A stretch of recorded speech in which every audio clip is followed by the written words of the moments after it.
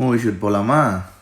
So எப்பயுமே movie ஷூட்னா early morning 6 o'clock எழுந்திரிச்சு கிளம்பிட்டு 7:30க்குலாம் வந்து ஸ்பாட்டில் இருக்கணும். அதுக்காக 6:30க்குலாம் எழுந்துச்சி கிளம்பிடுவேன். ஸோ இன்றைக்கும் வந்து பார்த்திங்கன்னா எழுந்துச்சி ப்ரஷ் பண்ணிவிட்டு ஃப்ரெஷ் ஆகிட்டு முன்னாடியே என்னோடய காஸ்டியூம்ஸ்லாம் சொல்லியிருந்தாங்க. இந்த மாதிரி தான் காஸ்டியூம்ஸ் எடுத்துகிட்டு வரணும் அப்படின்னு. அதுக்கேற்ற மாதிரி காஸ்டியூம்ஸ்லாம் எடுத்து ரெடி பண்ணி வச்சுட்டு இருந்தேன். எப்பயுமே காஸ்டியூம்ஸ்லாம் எடுத்து வச்சுட்டு அதுக்கப்புறமா தான் போயிட்டு ஃப்ரெஷ்ஷப் ஆகிட்டு வருவேன். ஸோ அதே மாதிரி இன்றைக்கும் ஃப்ரெஷ்ஷப் ஆகிட்டு குளிச்சுட்டுலாம் வந்துட்டு ஸோ இதுதான் இன்றைக்கி நான் போட்டுட்டு போகிற காஸ்டியூம். எப்பயுமே இங்கேருந்து ஒன்று போட்டு போவேன். அங்கே போய் கம்பெனி கொடுக்குற காஸ்டியூமை போட்டுப்பேன். ரொம்ப நாள் கழிச்சு போகிறனால டைமுக்கு போயிட்டு பிரேக்ஃபாஸ்ட்டில் முடிச்சுட்டு இன்றைக்கி ரொம்ப கம்மியாக சாப்பிட்டு ஷூட் ஸ்டார்ட் பண்ணாங்க. ஆனால் எங்களுக்கு ஈவினிங் வரைக்கும் ஷார்ட்டே வைக்கல. ஸோ சும்மாவே தான் உட்காந்துட்டு இருந்தோம். செம போர் அடிச்சுது. ஸோ அங்கங்கே வந்து சும்மா ஷார்ட் எடுத்து வச்சுக்கலாம் vlogக்கு அப்படின்னு சொல்லிட்டு எடுத்தேன்.